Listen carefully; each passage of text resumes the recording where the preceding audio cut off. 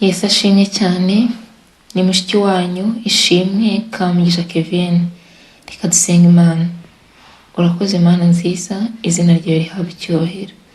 Tugushimiye ko ukomeje kutwireherezaho kugira ngo duhinduke tuba abakobwa n'abasore beza bashimwa nawe.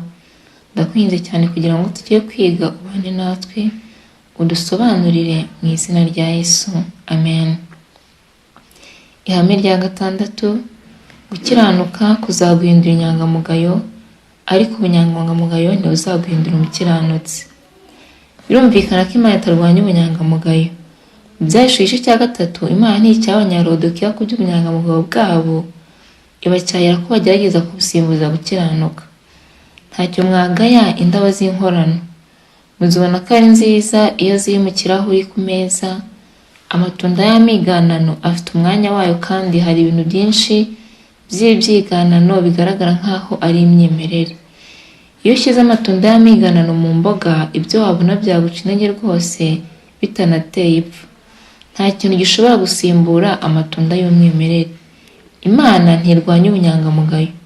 Nubaho ubuzima buzira umugayo, ntuzigera ufungwa, uzirinda ibibi byinshi, akazi kawe kazatera imbere, bituma ubukirangirire. Abagukikije nabo nta ngaruka z'ibikorwa byawe bibi zizabageraho. Nta gushidikanya, ubunyangamugayo bufite ibyiza byinshi bigaragara. Nuko rero gucyaha kw'Imana ku Banyarodokiya gushingiye ku kuba nta na rimwe ubunyangamugayo bushobora gusimbura gukiranuka. Benshi mu biyita abakristo ni inyangamugayo gusa. Imigani ya Kristo, paji 274. Tumenye neza ko abantu bavugwa aha si abiyita inyangamugayo, ahubwo ni abiyita abakristo atari bo. Umugani w'umuntu utari wambaye umwenda w'ubukwe, nk'uko tuwusanga mu butumwa bwiza bwanditswe na Matayo 22, utwigisha iryo hame. Aho kujya mu bukwe, uyu muntu yagombaga kwigumira iwe, aho imyambaro ye isanzwe itari kugira ikivugwaho. Umwami yari yamuraritse mu bukwe, ariko nta gahato yari yamushyizeho. Ingorane ze zaturutse ko yahisemo kwambara imyenda ye aho kwambara iyo umwami yamuhaye, kandi agatinyuka kwinjira mu nzu y'ubukwe. Mu gihe cya Yesu, abantu bari barashyizeho idini ishingiye ku bunyangamugayo gusa. Umufarisayo wasengaga ahagaze mu rusengero yari muri iyo dini. Yari imbata y'ubunyangamugayo bwasimbuye gukiranuka. Yipimaga akoresheje urugero rw'abantu, maze atondagurira Imana ibikorwa yibwiraga ko byamuhesha ijuru.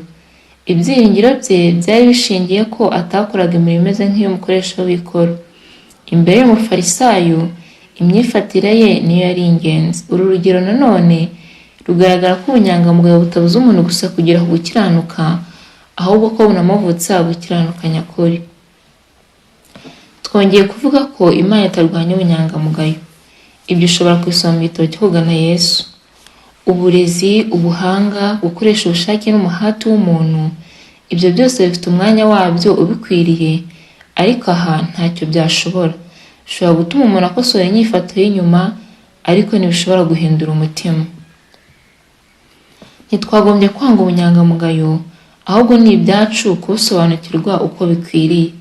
Ubunyangamugayo buva ku gukiranuka, sibwo mvano yo gukiranuka. Ntibuzigera bunayiba. Umukristo nyakuri azaba inyangamugayo. Ntidukwiriye gutinya ngo nidushaka gukiranuka nyakuri, ubunyangamugayo buzasigara ku ruhande. Ushobora kugaragara neza, ariko ntushobora kuba mwiza bidaturutse imbere mu mutima. Iyo umutima uhindutse, ingaruka simusiga ni ihinduka ry'imyifatire. Buri gihe gukiranuka kuzaguhindura inyangamugayo. Nituguma muri Yesu, urukundo rw'Imana rukaguma muri twe, ibyiyumviro byacu, ibitekerezo byacu, imigambi yacu n'ibikorwa byacu bizahamanya n'ubushake bw'Imana, nk'uko bivugwa mu mateka y'amategeko yayo yera. Aya magambo aboneka ku Mugana Yesu, paje 61. Biragaragara ko Imana itarwanya ubunyangamugayo, ahubwo iratuburira ngo tutemera ko busimbura gukiranuka kwa Kristo, ahubwo iraturarikira kwakira gukiranuka kwa Kristo gutangirwa ubuntu kubegerezwa Imana nawe. Amen. Kadusenge Imana.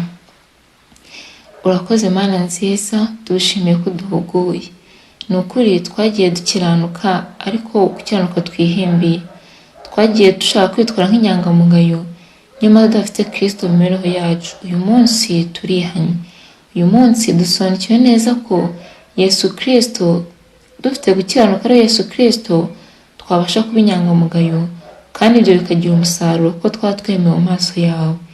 Uduhe kwihana byuzuye, kandi uduhe kumaramaza, uduhe no kujya mbere, turinde gusubira inyuma no gucika intege. Dusabye Imana Data mu izina rya Yesu. Amen.